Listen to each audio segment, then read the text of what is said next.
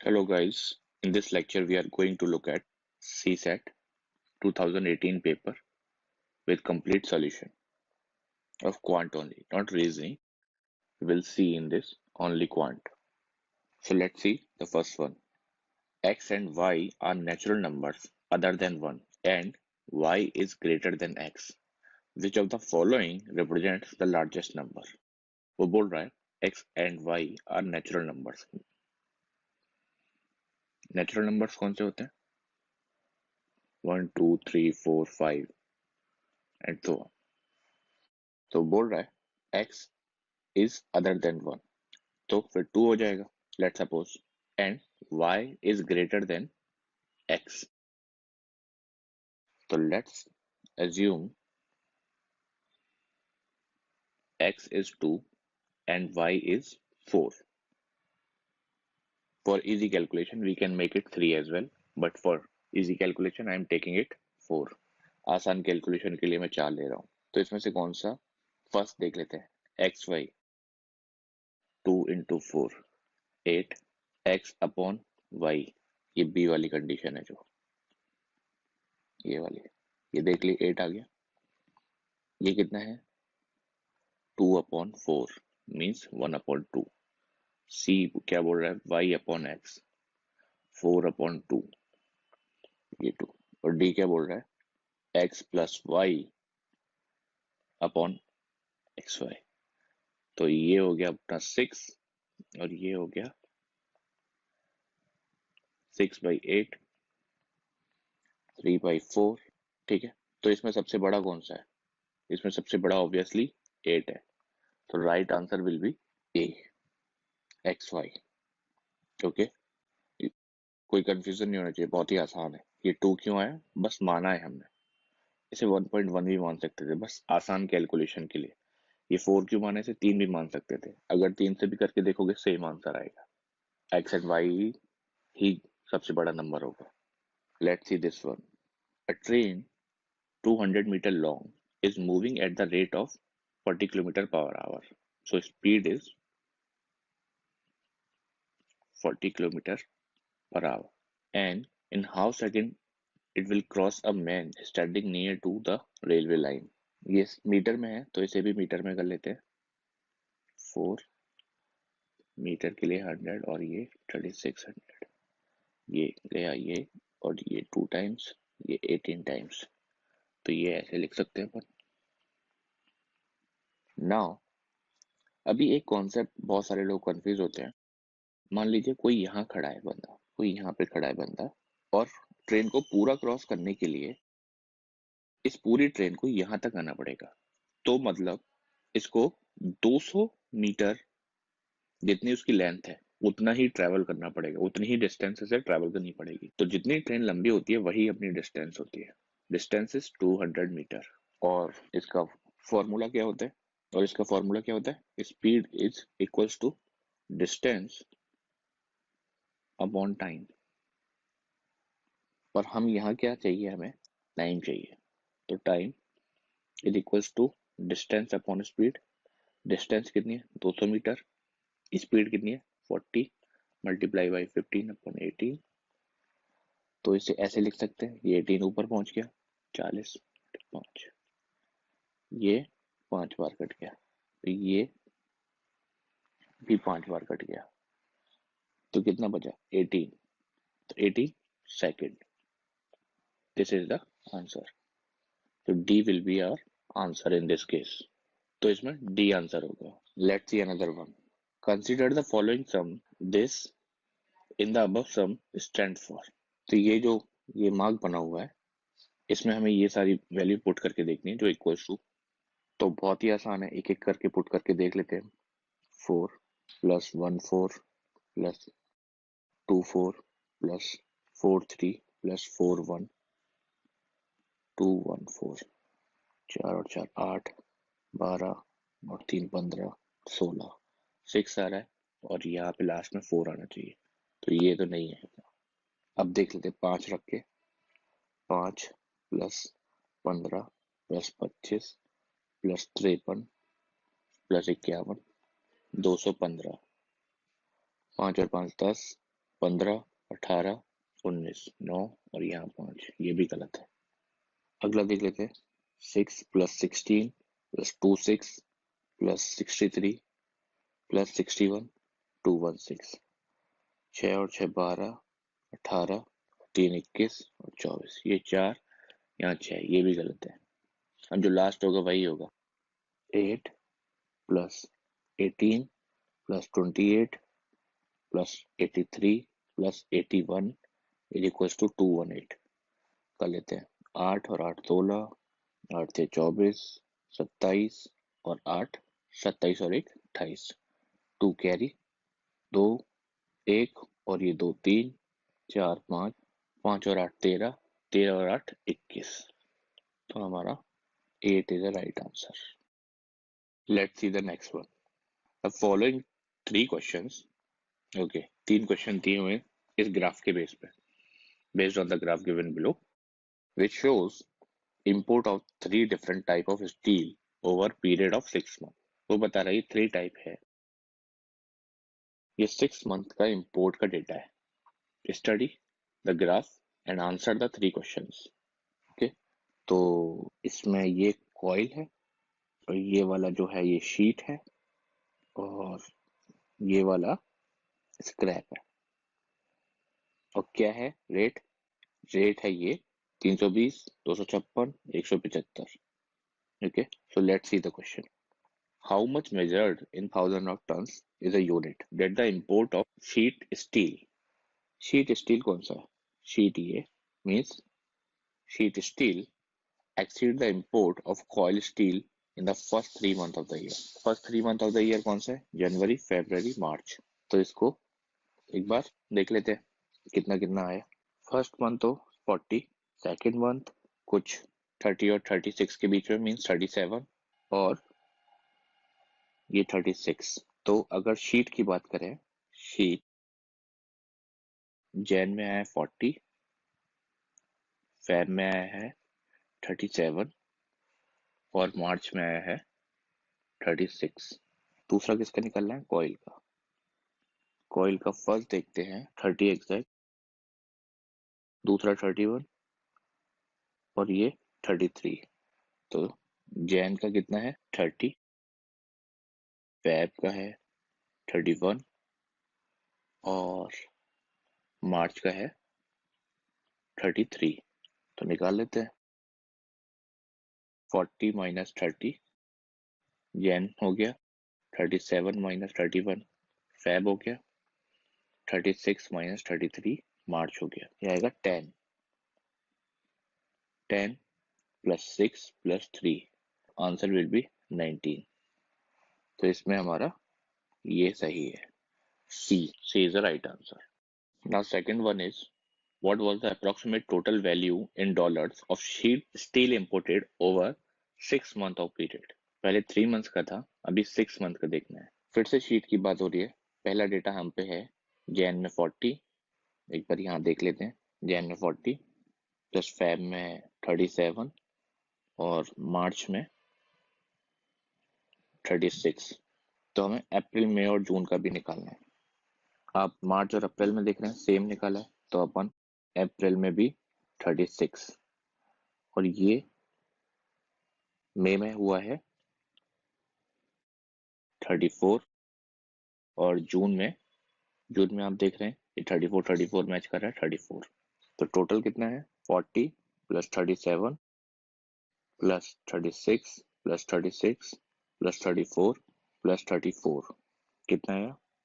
7 और 6 13 और 6 19, 19 और 4 23, 23 और 4 27, 7 और 2 कैरी, 2 + 4 6 और 3 9, 3 12, 15, 18, 21। ठीक है, और प्राइस क्या है? $256।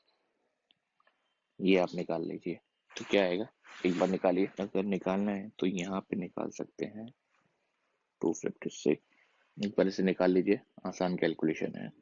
तो अगर मैं आंसर देख के बताता हूँ, 5552 ये आएगा।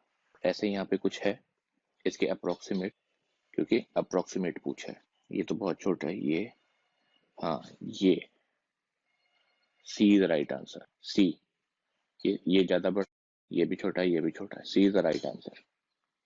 Let's see the next one, और we can say last one in this question. देख रहे हैं आप, एक ही क्वेश्चन से, इतना आसान क्वेश्चन से 3 क्वेश्चन आपके सॉल्व हो गए। What was the approximate ratio of seed, steel and scrap steel imports in first 3 months of the year? Ratio पूछ रहा है, तो शीट का तो हमें ऑलमोस्ट रटी गया है। 37, 36, ये जैन, ये फेब, ये मार्च। अब एक बार स्क्रैप का, ये शीट का है, स्क्रैप का और देख लेते हैं। स्क्रैप ये है,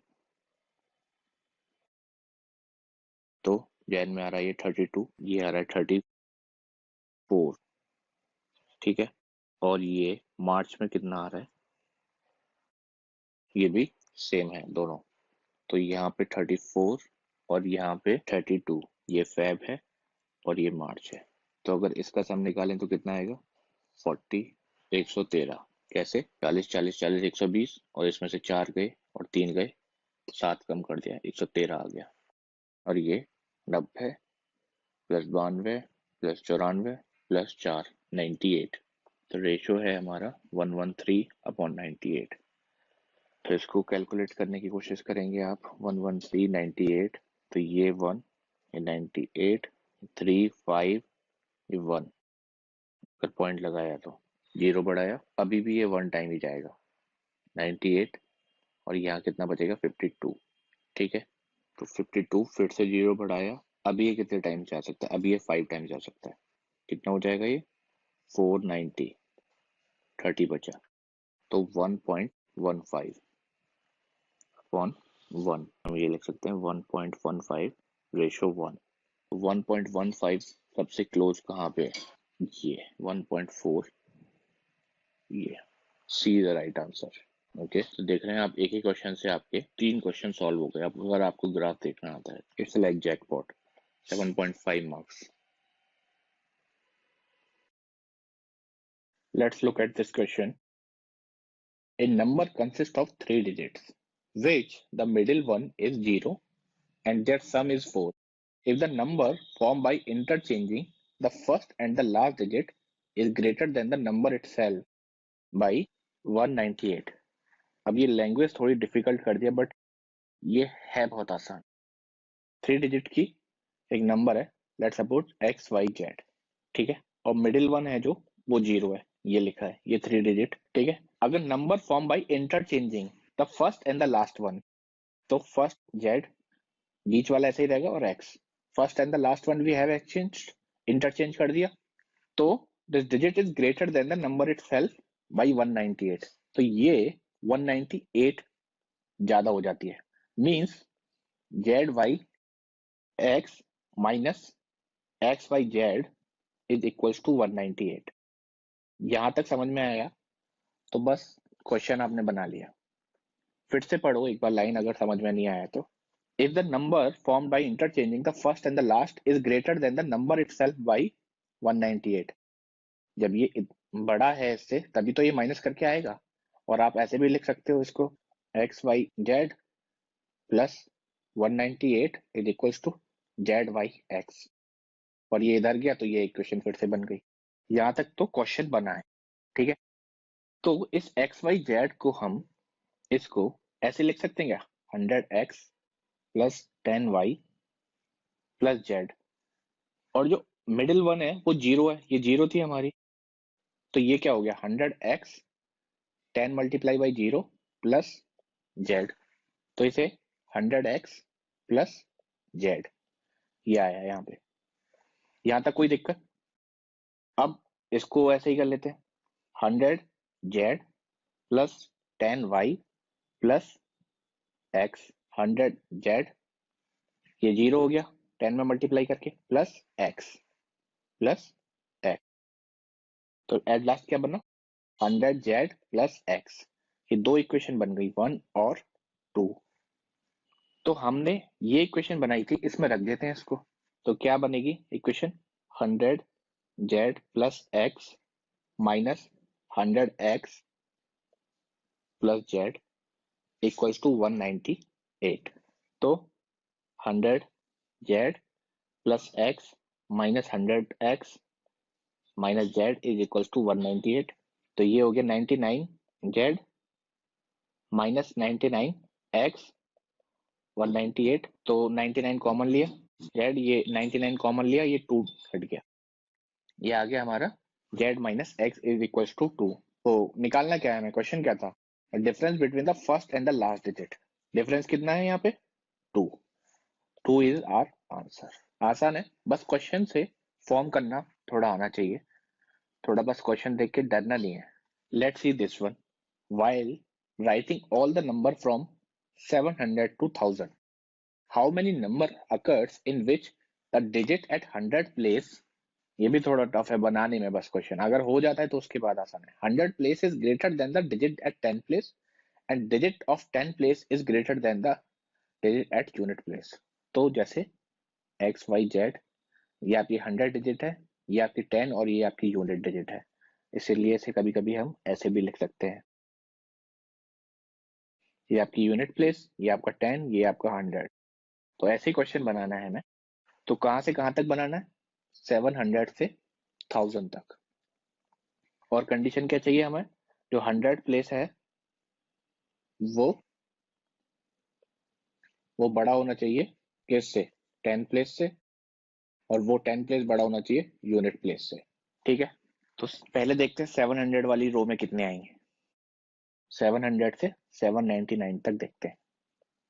710, इसमें ये बड़ा है आपका 100 प्लेस 10 प्लेस से, और वो उससे यूनिट प्लेस से बड़ा है। अब 711 आ जाएगा क्या, नहीं, क्योंकि 10 प्लेस बड़ा नहीं है, ये इक्वल हो गया, और हमें क्या चाहिए, बड़ा, तो हम इसे हटा देते हैं फिर। तो बस यहाँ पे ये एक आएगा। अब 720 आ गया, 721 आ गया, 722 आ सकता है क्या, नहीं आएगा, क्योंकि ये इक्वल हो गए, तो इसे भी हटाना है। तो इस 720 वाली लाइन में हमारे 2 आ गए। ऐसे ही 730, 731, 732, यहाँ 3 हो गए। यहाँ 740, 741, 742, 743, यहाँ 4 हो गए हमारे। 750, 751, 752, 753, 754, यहाँ कितने हो गए, 5। सेम चीज यहाँ पे लिख सकते हैं, 761, पहले 60 आएगा, 61, 62, 63, 64, 765, 766, 766 नहीं आएगा।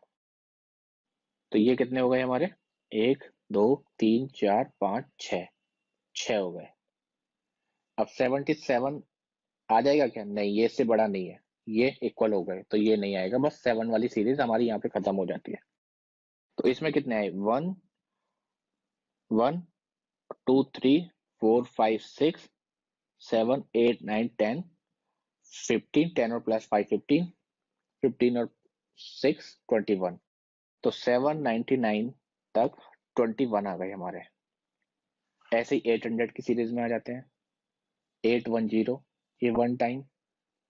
800 क्यों नहीं आया यहाँ पे, लेट सपोज यहाँ पे, क्योंकि ये 10 प्लेस यूनिट प्लेस से बड़ा नहीं है। 820, 821, 822 नहीं आ सकता, 821 ही आएगा।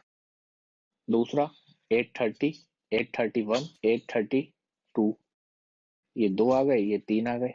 840, 841, 842, 843, 4। 850, 851, 852, 853, 854, बस इसमें 5 हो गए। इसको भी यहां तक बंद कर देते हैं। और 860, 61, 8 लगा लेना आप, 62, 63, 64, 65, 66, और यहाँ पे 870, 71, 72, 73, 74, 75, 76, यहाँ 6 हो गए, यहाँ 7 हो गए।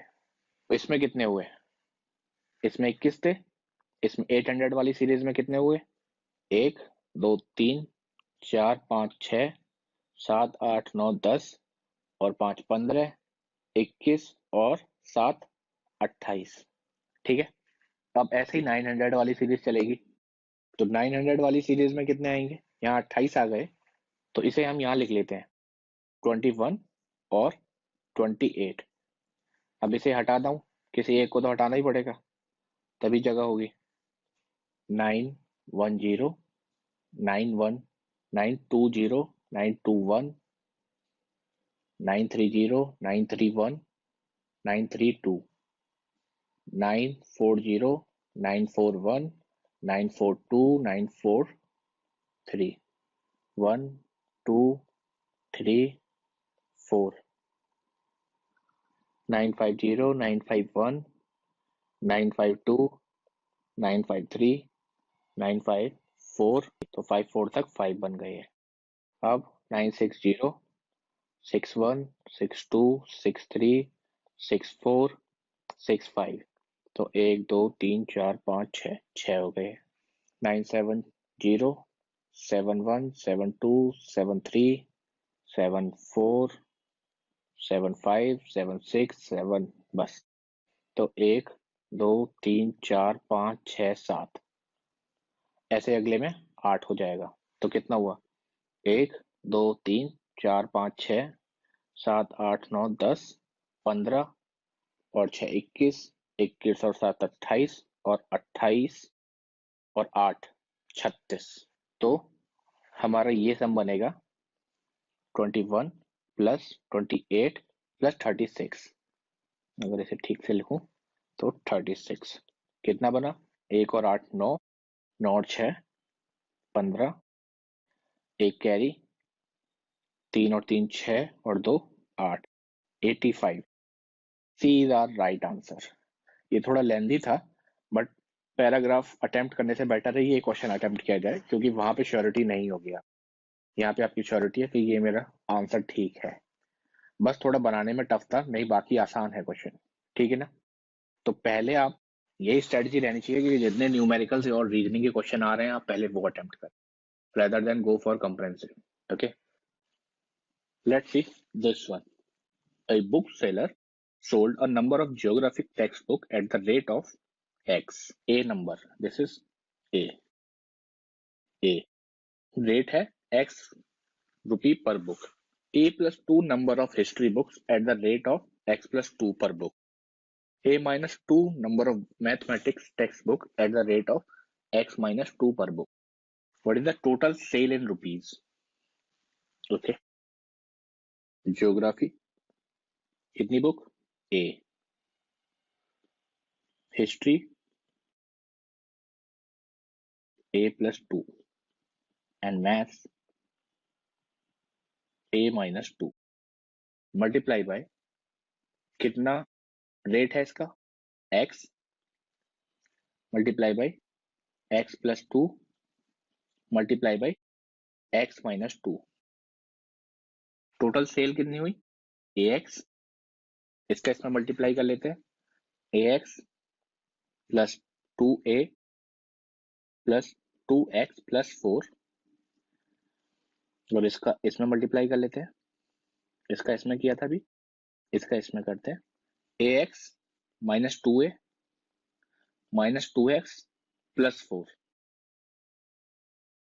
अब इनको ऐड करना है, ये इससे कट गया, ये इससे कट गया, ये कितना आया 3ax प्लस 8। ये आंसर में दिख रहा है आपको, B. B is your right answer. इतना आसान क्वेश्चन आया हुआ है। Let's see next one. A bag contain 15 red balls and 20 black ball, full stop है। तो बैग में कितनी बॉल है, 15 red plus 20 black, total ball कितनी है 35। Each ball is numbered either 1 और 2 और 3। ओके, ये भी है, उन पे नंबर बने हुए हैं 1 2 और 3। 20% of red balls are numbered 1, 20%, 15 है तो 15 की 20% नंबर 1। 15 का फिर से 40% ऑफ देम आर नंबर्ड 3, 40% 15 का is number 3, this is number. Similarly, among the black balls, 45 are the number 2.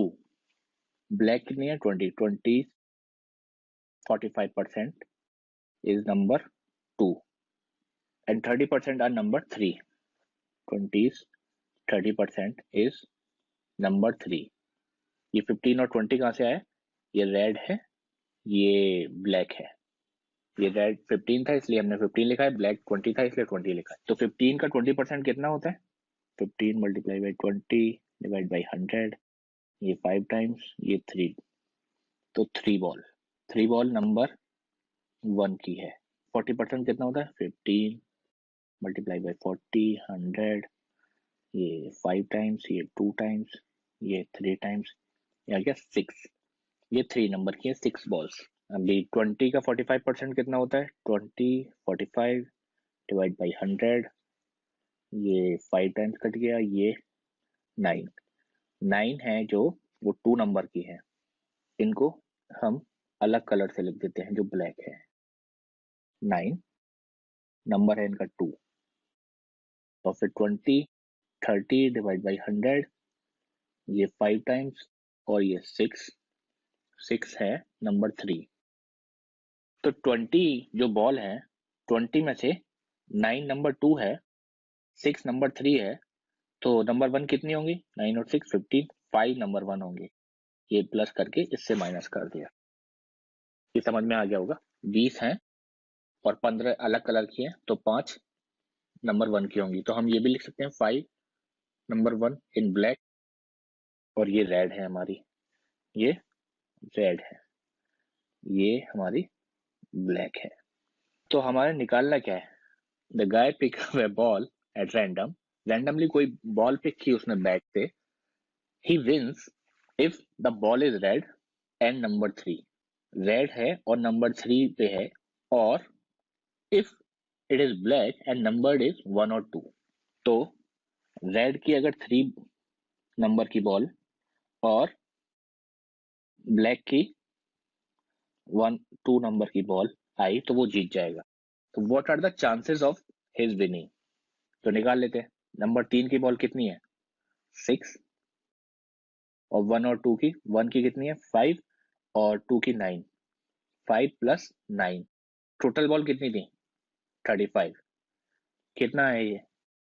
15 20 35. ये 5 से 4 बार, ये 7 बार. 4/7 आया. यही आपका आंसर है. तो कौन सा है? B is your right answer. आसान है, कोई दिक्कत? Let's see this one. 2% A and B are running on a circular track. तो पहले एक ट्रैक ही बना लेते हैं, एक circular track. Okay. At the start B is ahead of A. B आगे है. And their position makes an angle of 30 degree at the center of the circle. Okay. यहाँ से कुछ 30 यहाँ पे बनेगा आपका, ठीक है. और ये एक यहाँ पे बन गया. ये B मान लेते हैं क्योंकि आगे, और ये एक A मान लेते हैं. ये 90 डिग्री ही लग रहा है ना. तो ये 30 डिग्री हमारा एंगल है. अभी क्या कह रहा है? ये 30 डिग्री हमने देख लिया. If A reaches the point diametrically opposite to the starting point. Okay, यहाँ पे पहुंच गया वो, मान लीजिए यहाँ पे पहुंच गया. A opposite to his starting point, यहाँ पे उसको B मिल जाता है इस पॉइंट पे. What is the ratio of speed of A and B if they are running at the uniform speed? Okay. किस स्पीड से, स्पीड का रेशियो क्या है जबकि इनकी स्पीड है वो यूनिफॉर्म है. मतलब A अगर 30 से भाग रहा है और ये 25 से भाग रहा है तो ये 25 ही रहेगा, ये 30 ही रहेगा. इसे ऐसा नहीं है ये नॉर्मल रेस की तरह से पीछे आता हुआ देख के ये अपनी ही स्पीड 25 कर देगा. ठीक है ना. तो यहाँ पे यूनिफॉर्म स्पीड की बात हो रही है. अब जब वो यहाँ पे आए तो आप एंगल देख सकते हो, ये 180 एंगल बना दिया इसने. कितनी देर में इसने 180 कवर किया है, उतनी देर में इसने 150 कवर किया है बी ने. ठीक है ना. ये यहाँ से यहाँ तक कवर किया है इसने और इसने 180 कवर किया है. तो हमारा रेशियो तो बिल्कुल सिंपल है. 180 डिवाइड बाई 150, 6/5. रेशियो हो गया 6/5. इतना आसान सा क्वेश्चन था. इसका ए आपका राइट आंसर है. ए इज योर आंसर. इतने आसान क्वेश्चन आते हैं बट थोड़ा सा हमें पेशेंस रखना है. क्योंकि कई बार ऐसा होता है हम पेशेंस आउट कर जाते हैं और हम रीडिंग कंप्रेंशन की तरफ चले जाते हैं, बट ये आसान क्वेश्चंस हम सॉल्व कर सकते हैं आसानी से। Let's see this one. A student has to get 40% marks to pass in an examination. 40% passing marks है।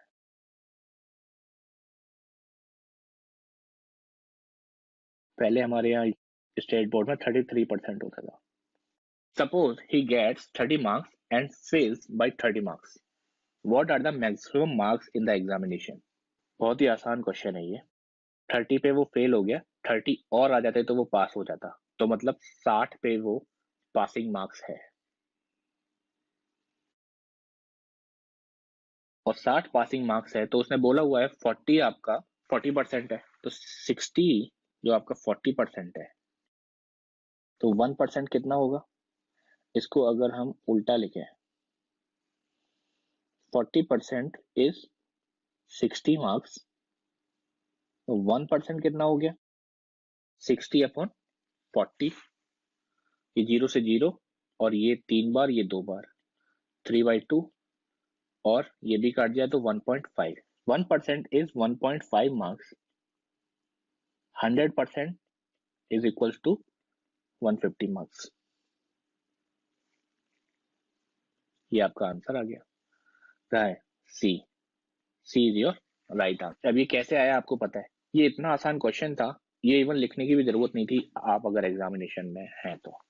ये बस देखते ही सॉल्व हो जाएगा। 60 से आपने परसेंटेज निकाला, अगर आप एग्जाम में कर रहे हैं तो इसको ऐसे भी निकाल सकते हैं। 60 पासिंग मार्क्स है, 60 40% है, तो हम 10% निकाल लेते हैं इसका। 60 डिवाइड बाई 4, और ये 15 आ गया, और हमें 100% निकालना है, तो ये 10% था, तो 10 का मल्टीप्लाई बाई 10 में, इधर 15 का मल्टीप्लाई बाई 10 में, ये 100%, ये 50, 150 मार्क्स, ये आंसर हो जाता है। ठीक है, आप रफ पे निकाल रहे हैं, ये आपको समझाने के लिए थोड़ा, जिसको नहीं समझ में आ रहा है ये इसलिए किया है, नहीं तो इस क्वेश्चन में था कुछ नहीं। Let's see this one.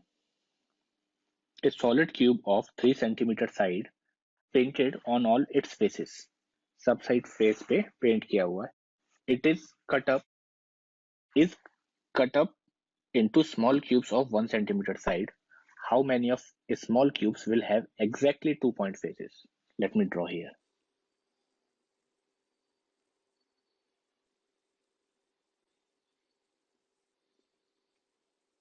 This is a cube. हर एक साइड 3 सेंटीमीटर है. अब इसको 1 सेंटीमीटर पे काट दिया हमने. लेट्स सपोज इससे काटा, 1 1 2, इसको भी काटा 1 2, और ये भी. ठीक है, और ये साइड रेड है, फिर से ड्रॉ कर देता हूँ. ये साइड रेड है, ये साइड येलो है, और ये साइड ग्रीन है. तो ये क्या बोल रहा है, solid cubes have 3 centimetre painted on all it's faces. Her face पे कलर है. ये 3 साइड दिख रहा है, इस साइड भी होगा जो इसके इस साइड है, ये नीचे भी होगा, और इसके ये पीछे भी होगा. ये 3 साइड तो हमें दिख रही है. How many of the small cubes will have exactly 2 point faces. देखो ये होगा क्या, देखो यहाँ ब्लू है, यहाँ रेड है, बट इधर तो ग्रीन हो गया ना, ये इस साइड है जो, तो ये 3 कलर हो गए, बट हमें कितने चाहिए 2 point फेसेस. इस कोने पे होगा क्या, यहाँ रेड है, इसके यहाँ ब्लू होगा, और इधर ग्रीन होगा, ये भी नहीं है. ऐसे ही हर कोने पे हम मान सकते हैं ये तो 3 point फेसेस है, और ये है जो हमारा, ये भी नहीं होगा, ये भी नहीं होगा, ये भी नहीं होगा, और ऐसे ही इनके पीछे भी नहीं होंगे. क्यों? क्योंकि ये सिंगल साइड फेसेस है, इन पे एक ही साइड पेंट है. अब हमें डबल देखना है. देखिए ये वाला है क्या, ये दोनों, ये ब्लू है, ये रेड है, एक. ऐसे ही इसके नीचे वाला, और ये ब्लू है, और ये नीचे वाला रेड होगा. सेम चीज यहाँ पे, ये ब्लू है, ये ग्रीन हो गया, और एक यहाँ पे भी ये ब्लू है, ये ग्रीन हो गया. जब ये 4 हो गए एक साइड, तो तीनों साइड का निकालेंगे तो 4 4 4, कितना हो गया 12। तो total two pointed face cube will be 12। 12 cube होंगे जिनके 2 पॉइंट पे फेस है, मतलब जिनके दो पॉइंट पे 2 पॉइंट पे कलर है, इधर ग्रीन है और इधर ब्लू है, किसी में इधर ग्रीन है इधर रेड है। ये देख लीजिए, ऐसे ही ये अगर देखेंगे आप, ये भी यहाँ ग्रीन है और इस साइड क्या होगा, यहाँ ग्रीन है तो इस साइड ब्लू होगा। ऐसे ये वाला देख लीजिए, आप इस वाले की बात कीजिए, इसमें आप बताइए। ये देखिए यहाँ पे जो मैं डार्क कर रहा हूँ, ये रेड है और ये ग्रीन है। ऐसे यहाँ पे भी होगा, ये रेड और ग्रीन होगा यहाँ। तो ऐसे ही यहाँ फ्रंट पे 4 है, तो ये तीनों साइड 4 4 होंगे, 4 4 4। तो कितना हुआ टोटल 12। तो 12 इज ए इज आंसर। कोई डाउट इसमें? आसान क्वेश्चन है, हो जाना चाहिए। Let's see this one. Consider the following graph. ये ग्राफ दिया हुआ है। Which one of the following statement is not correct? Not correct with the reference of graph given below. कौन सा सही नहीं है, ये ध्यान रखना है। Not correct. Actual progress of work was less than expected on June 1st। June 1st ये है। Actual progress of work was less than expected. Yes, it is right. तो ये तो ऑप्शन नहीं है। The actual rate of progress was greatest during the month of अगस्त। ये भी सही बात है, ये भी ऑप्शन नहीं है। The actual work actually completed before the expected time. ये भी सही बात है। देखो ये सितंबर तक कंप्लीट होना है, बट ये पहले ही हो गया है। During the period of April 1st to September 1, इस पीरियड की बात हो रही है। At no time was the actual progress more than the expected progress. गलत है, यहाँ पे ये क्रॉस कर रहा है, देखो। This time actual progress is better, or you can say more. So this is the right answer for examination. This is right for general, but it was asked to not correct. This D option was not correct. Let's see this one. 12 equal square. 12 equal squares placed into a fit in a rectangle of diagonal 5 centimeter. ये बोल रहा है ये 12 equal squares हैं, ये एक rectangular में हमें फिक्स करने हैं जिसका डायगोनल 5 सेंटीमीटर है। तो यहाँ ड्रॉ कर लेते हैं। ये आपका रेक्टेंगुलर है, इसका डायगोनल 5 सेंटीमीटर है। तो अगर इसे हम बाहर निकाल लें, दो ट्राइंगल बना लें, एक ये और एक ये। तो अगर हम इस पे लेंथ निकालें, अगर ये 5 है तो पाइथागोरस आपको पता है, ये 5 square is equals to should be 3 का स्क्वायर प्लस 4 का स्क्वायर। यही होगा ना, 9 प्लस 16, हाँ 25। तो यहाँ पे ये 3 है, ये 4 है, या फिर ऐसा मान लो ये 4 है, ये 3 है।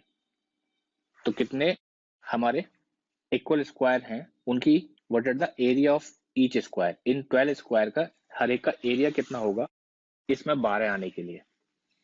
तो मान लीजिए इधर 3 है, ऐसा हम मान के चलते हैं। Let me draw here.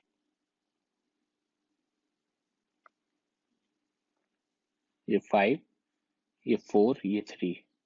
तो 1 2 और ये 3, और 1 2 और 3 4, 1। और हमारा एक ये जो अलग कलर का ये हमने छोड़ा हुआ है, इसे भी ड्रॉ कर लेते हैं। यहाँ पे एक दूसरा कलर से कर लेते हैं इसको आसान बनाने के लिए। ये थोड़ा ड्राइंग में फर्क है, ये भी बन गया। तो कितने स्क्वायर हो गए? 1 2 3 4 5 6 7 8 9 10 11 12। 12 स्क्वायर हमारे फिट हो गए इस रेक्टेंगुलर में, जिनका मेजरमेंट था 1 स्क्वायर सेंटीमीटर। 3 स्क्वायर सेंटीमीटर का है और ये 4 सेंटीमीटर का है, तभी तो इसमें 3 फिट होंगे एक एक के। इक्वल भी है, ये इक्वल भी बोला हुआ था। तो इसका आंसर आएगा 1 square centimetre. C is the right answer. No gaps are left between adjacent square. Adjacent मतलब पास वाला होता है जो, पास तो हिंदी में होता है नियर। ओके, एडजेसेंट मतलब जस्ट नेक्स्ट टू यू, बिल्कुल पास वाला, तो इनमें गैप भी नहीं है, ये पास पास रखे। आपके 4 इधर आ गए क्योंकि 4 सेंटीमीटर है, एक इन और इन क्यूब का चारों एक एक एक। ठीक है, तो ये आसान है, हो जाएगा। ये आ गया सी। बस क्वेश्चन आपको बनाना आना चाहिए। Let's see this one. 19 boy turn out for playing hockey. 11 are wearing hockey shirt and 14 are wearing hockey pant. There are no boys without shirt or without pant. What is the number of boys wearing full uniform? बहुत ही आसान है। Total कितना है? 19। उसमें से 11 ने आपकी शर्ट पहनी है और 14 ने आपकी पैंट पहनी है। दोनों मिला के कितने हो गए? 25। ठीक है, टोटल कितना? 19। 6 आपके ऐसे हैं जिन्होंने फुल यूनिफॉर्म पहनी हुई है। ठीक है, तो आपका सी इज द राइट आंसर। फिर भी आपको मान लो कभी ऐसा डाउट लगता है, आपको एग्जाम में डाउट आता है, तो ये शर्ट और पैंट ऐसे निकाल लीजिए, S union P equals to S plus P minus S intersection P. ये कितना है? 11 प्लस 14। ये आपको निकालना है, ये आपको पता है, ये आपका 25 माइनस एस इंटरसेक्शन पी, और ये इधर आएगा तो -6 और माइनस एस इंटरसेक्शन, माइनस से माइनस कट के आपका 6 इज द राइट आंसर। ये आ गया। ये आपका बेसिक फॉर्मूला आपने पढ़ा ही होगा 7th और 8th में। और डायरेक्ट निकालना, इतना एग्जाम प्रेशर सिचुएशन रहती है, इतना टाइम कहाँ है ये सब फॉर्मूला लिखने का। आपको देखा बस विदाउट कैलकुलेशन आपको पता हो जाना चाहिए। 11 लिखा, 14 लिखा, ये 25 आया, 25 से 19 माइनस किया, 6 इज राइट आंसर। बट ध्यान रखना कुछ कैच ना हो वर्डिंग में, सेम क्वेश्चन हो। Let's see this one. A shopkeeper sells an article at 40, gets X% profit. वो कह रहा है कोई भी चीज है उसको 40 में बेचता है तो X% का प्रॉफिट हो जाता है उसे। However, when he sells it at 20, he face same percentage of loss. Okay, अगर वो इसे 20 में बेचता है तो X% का ही उसे लॉस हो जाता है। What is the original cost of the article? देखो, ये आपका आर्टिकल है, इसे आपने 40 में बेचा और इधर आपने इसको 20 में बेचा। ये आपका X% का प्रॉफिट और ये -X% का लॉस। हम ये कह सकते हैं जितने का प्रॉफिट है उतने का ही लॉस है, और दोनों के बीच का डिफरेंस क्या है? 20। और ये 20 डिवाइड किस में होगा? 1:1 में, तो 10:10। तो 20 में 10 जोड़ोगे तो यहाँ 30, और 30 में 10 जोड़ोगे तो 40। तो आपका 30 इज द राइट आंसर। ठीक है, सेम होगा, वो दोनों में डिवाइड होगा ना, जितना भी आएगा ये दोनों का डिफरेंस। ऐसा तो नहीं है ना 20 लिख दोगे आप। ठीक है, बाकी आपने बेसिक में ये सब पढ़ा ही होगा, बहुत आसानी है। और अगर लॉस और वो दोनों देखना है तो आप ये देखिए, ये 2x हो जाएगा और दोनों का डिफरेंस 20, तो x इक्वल्स टू 10। और 20 में 10 करा 30, 40 में -10 किया 30। 30 is the right answer. You should not have any doubt in this because this is the easiest one. और ये आपके पास सामने ऑप्शन है तो आपको वहीं पे समझ में आ जाना चाहिए। ठीक है ना? Let's see this one. Average hourly earning per year E of the worker in a firm are represented in a graph A and B as follows. ठीक है, ये आपकी आवरली अर्निंग है E, जो यहाँ दिया हुआ है, और ये नंबर ऑफ ईयर्स है जो फिगर ए और फिगर बी में दिया। From the figure it is observe that, ये आपके ऑप्शन है, इसमें से आपको चूज करना है। लेट्स सी, पहले क्वेश्चन नहीं, पहले ऑप्शन देख लेते हैं। Value of E are different, देखते हैं ए और बी में डिफरेंट है क्या ई की वैल्यू। ये 20 से 25 जा रही है, ये भी 20 से 25 जा रही है, देन 30, ये भी 30 जा रही है, ये 35, ये भी 35 जा रही है, और फिर ये 40 और ये भी 40 जा रही है। तो value of E are different, ये ऐसा है क्या? नहीं, नो, ऐसा नहीं है, क्योंकि ई की वैल्यू दोनों जगह सेम है। Range is that is the difference between the maximum and the minimum of E are different. तो मैक्सिमम और मिनिमम के बीच में डिफरेंस है क्या? बिल्कुल स्लोप सेम है, सब कुछ सेम है, तो ये भी डिफरेंट नहीं है, ये भी आपका रॉन्ग है। Slope of the graph are same, this is the correct answer, slope of the graph are correct. और थर्ड भी देख लेते हैं, rates of increase of E are different. कहाँ डिफरेंट है? ये भी 20 से 25 जा रहा है, ये भी 20 से 25 जा रहा है, ठीक है, ये भी 25 से 30 जा रहा है, ये, तो ये भी गलत है, तो आपका राइट आंसर है C, C is a right answer. I think इसमें कोई कंफ्यूजन होना नहीं चाहिए। Let's see this one, looking at the graph it can be inferred that from 1990 to 2010, वो बोल रहा है यहां से लेके यहां तक, ये 990 है और ये 2010 है, ये आपके ईयर है, ये birth and the death rate है पर थाउजेंड, ये डेथ रेट है आपका, ये बर्थ रेट है, ये डॉटेड में है जो। तो ऑप्शन देख लेते हैं वो क्या बोल रहा है, हमको इतना ही ग्राफ देखना है। पॉपुलेशन ग्रोथ हैज इंक्रीज्ड, तो यहाँ पे आप देखिए ये इधर आ रहा है और ये एकदम डाउन टर्न हुआ है यहाँ से,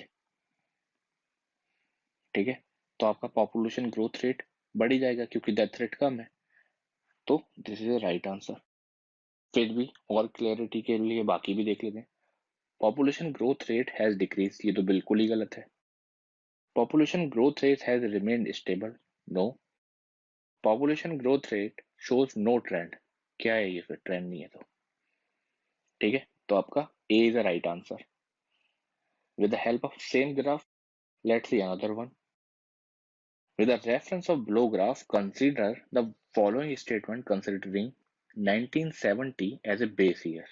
तो बोल रहा है यहाँ पे this is a base year और आपको इसमें से चूज करने, और ये आपके ऑप्शन हैं।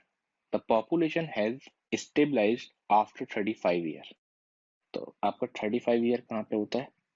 ये आपके 10 साल, ये 20, ये 30 और ये 5, तो आपका यहाँ पे 2005, ये आपके 35 साल हो गए। तो बोल रहा है population has stabilised after 35 year, ऐसा है क्या? नहीं, population growth rate has stabilised after 35 year, ये कुछ सही लग रहा है। क्यों? क्योंकि यहाँ पे देखिए ये, इसके बाद ये भी स्टेबल हो गया और ये भी स्टेबल हो गया, तो कोई रेट में चेंज है क्या? नहीं, तो आपका 2 इज द राइट आंसर। तो ये फर्स्ट तो गलत था। Death rate has fallen bye 10% in the first 10 years, वो बोल रहा है डेथ रेट है जो वो 10% गिर गया फर्स्ट 10 ईयर में, तो ये 20 है और ये आपका 1980, तो यहाँ से ये 25 से 20 आया, तो ये 25 से 20 आया, ये 10% है क्या? आपको सेम पता चल रहा होगा ये 10% नहीं है, उससे ज्यादा है। अगर फिर भी आपको कैलकुलेशन देखना है तो आप यहाँ देख सकते हैं 25 अगर 100% है और 5 का चेंज हुआ है, तो इसके लिए यहाँ भी 5 कर दो और इसके लिए यहाँ भी 5 कर दो, 5 20%, तो ये 20% चेंज हुआ है पॉपुलेशन में, तो हमारा D is a wrong answer. ये कैसे किया है? आपको परसेंटेज निकालना आता ही होगा, बहुत ही आसान कैलकुलेशन है। ये आपको 5 पे बनाना है, अगर 25 पे 100% है तो 5 पे कितना परसेंट होगा, ठीक है ना, बहुत आसान है। 1 पे कितना होगा? 4 होगा, तो 5 पे कितना होगा? 20, आसान है। The birth rate has stabilised after 35 year, अब ये पॉपुलेशन ग्रोथ नहीं बोल रहा है, पॉपुलेशन रेट नहीं बोल रहा, अब ये बोल रहा है बर्थ रेट। बर्थ रेट तो यही ग्राफ है ना, और ये है ही स्टेबलाइज हो ही रहा है 35 ईयर के बाद, ये गया 35 ईयर के बाद ये स्टेबलाइज हो रहा है, तो आपका ये ऑप्शन भी सही है। तो हमारे सही कौन से हैं? एक तो 2 और एक 4, अब यहाँ देख लो आप 2 और 4 में क्या है, D is the correct answer, कोई कंफ्यूजन होना ही नहीं चाहिए। ये देख लेते हैं, a person bought a refrigerator worth 22,800 with 12.5% interest compounded yearly. At the end of the first year, he paid 8,650. ये थोड़ा गलत लिख गया है, ये है 8,650 and at the end of the second year 9,125 वो पे कर देता है. How much will he have to pay at the end of the third year to clear the debt? ये बहुत आसान है. टोटल आपका रेफ्रिजरेटर कितना था? 22,800 का था. इस पर 12.5 को इंटरेस्ट लगा दीजिए आप फर्स्ट ईयर में, तो कितना हो गया? कैलकुलेट कर लेते हैं फटाफट.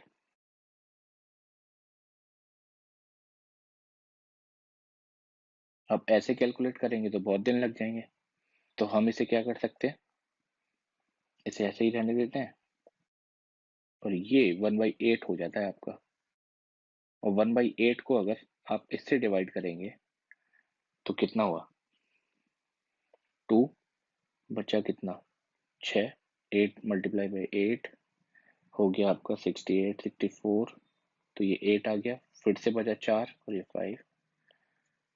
8 5 जा 40. तो आपका ये आ गया. तो फर्स्ट ईयर एंड पे आपको टोटल आपका बना 2850. ये 0, ये 5, 8 और 8 6 5 इतना बना विद इंटरेस्ट फर्स्ट ईयर. अब आपने पे कितना कर दिया उसको? आपने जो पे किया है उसको 8650 पे कर दिया. कितना हुआ? 0, यहाँ से भी 0, ये भी 0 और 5 से 15 से 8 गया तो 7 और ये 1. आपका 17,000 रुपये हुआ. अब सेकेंड ईयर के लास्ट में फिर से इस पर 12.5% लग जाएगा, वो भी निकाल लेते हैं. 17,000 1/8. 1/8 कहाँ से आया? ये हमने देख लीजिए. ठीक है, तो आपका ये कितना आएगा? कैलकुलेशन निकालिए. 2125 आएगा ये, और यहाँ पे ऐड कर दीजिए 2125. कितना हुआ? 52191. ठीक है, कितना आया? 19125. अब इसमें से आपने ये देखिए सेकंड ईयर में ये पे कर दिया 9125. ये ऐसे फिगर इसलिए दी जाती हैं क्योंकि कैलकुलेशन आसान हो. ये 0, ये 0, ये 0, ये 0. 10,000 बन गया. फिर इस पे 12.5% लगा दो. 12.5% कितना हुआ? 1250. और वो ऐड कर दो तो कितना बना? 10,000 में 1250 ऐड करेंगे 05211. 11,250 रुपये उसको देने पड़ेंगे अपना डेट क्लियर करने के लिए. ठीक है, तो यहाँ पे कहीं है नहीं, ये क्या, ये बाई चांस 0 यहाँ पे मिस हो गया है. ठीक है, तो हमारा राइट आंसर क्या है? D is our right answer.